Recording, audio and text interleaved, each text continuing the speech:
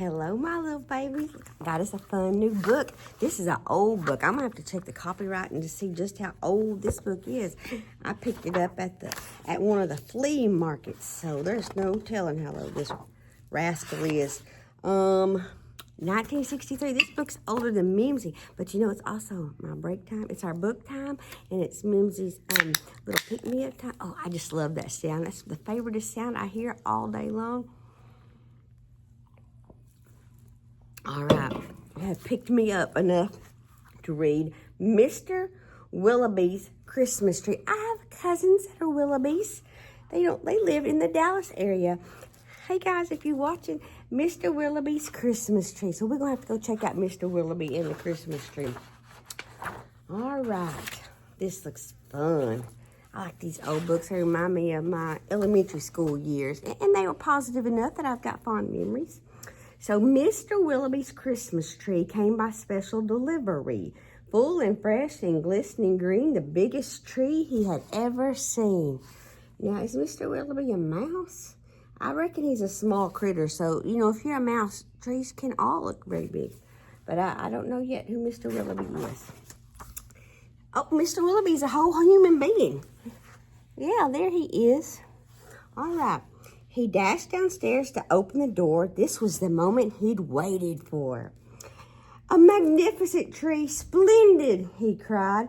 "Please, sir, won't you carry it right inside?" Oh, he had special delivery and had the old fella bring it in for him and wrap it up. Oh, it is special delivery. This tree is important.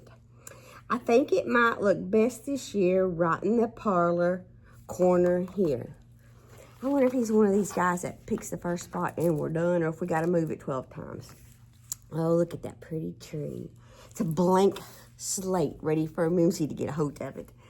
But once the tree stood in its place, Mr. Willoughby made a terrible face.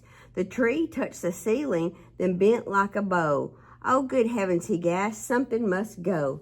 Oh, it does bend at the top. I totally missed that. Mimzie's tree just about does that. If I put the wrong, I can't just put any old star on my tree, otherwise it will do the thing. It looks out there like a that mountain that I know it has a name. I just can't think of it right off. That the Grinch lives on, his little mountain. Yeah, the top of that tree looks like that. Baxter, the butler, was called on in haste to chop off the top, though it seemed quite a waste. "That's great," Mr. Willoughby cried with glee. "Now we can start to trim my tree." He went from the top. I believe I'd gone from the bottom. That's just my P.O., my personal opinion. When the trimming was well underway, the top was placed on a silver tray. Baxter said, I'd know who'd be delighted with this Christmas tree." See, that's cute, that little bitty tree top. So it was presumed, got to tune in my contacts. So it was presented to Miss Adelaide, Mr. Willoughby's upstairs maid. Well, that was so kind. Let's share it with the hired help. I love that.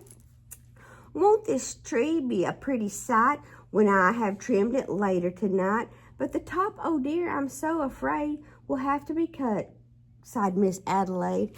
Look, her little tree's doing the same thing. She's got a low roof. She didn't have a lot of room, and it's doing the old bendy top thing. And so with scissors sharp and long, she snipped off the top while she hummed a song. This poor tree getting massacred every which way.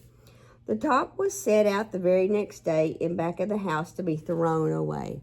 Oh, no, that's the best part of the whole tree. We're throwing it away. Mimzie's mind's working. I know where we're going now.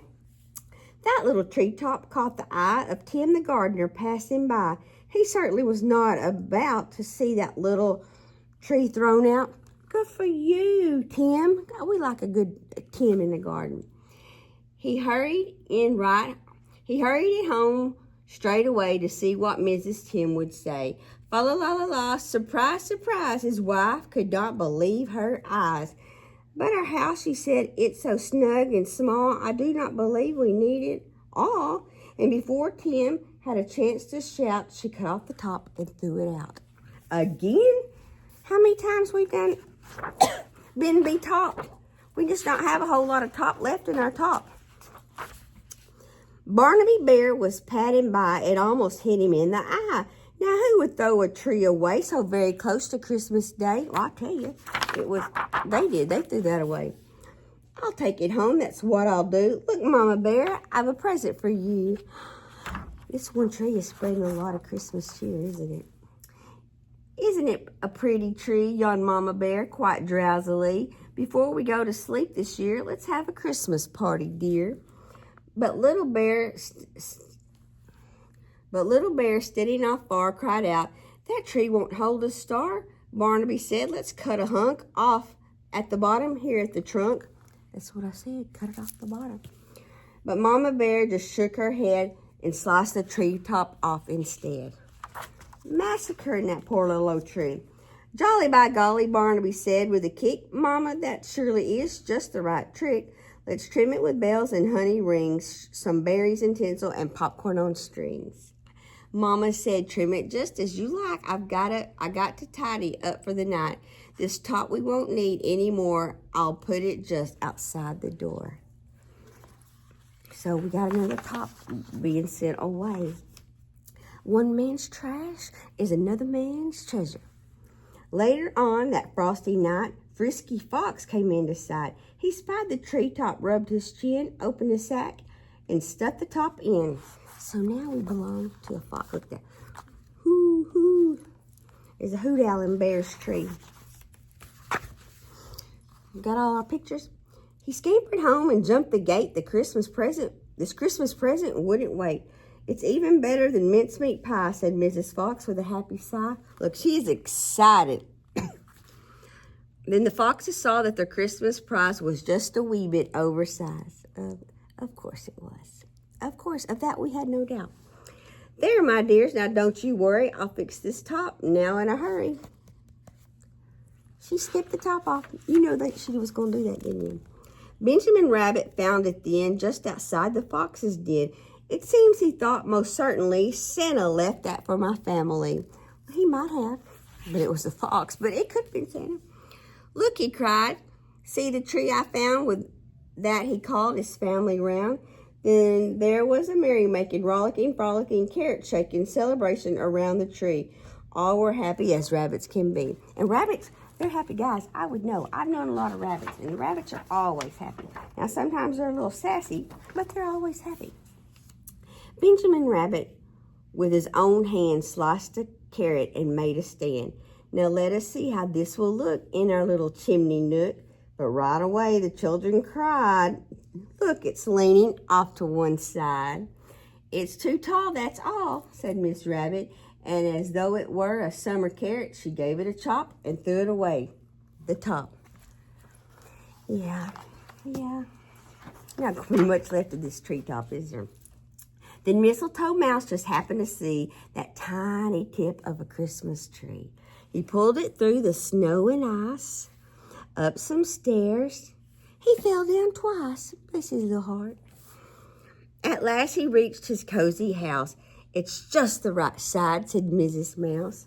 Then at the top, if you please, they put a star made out of cheese. Oh, they had room. They didn't have to cut the top off. I'm so excited. This little poor tree needs to breathe.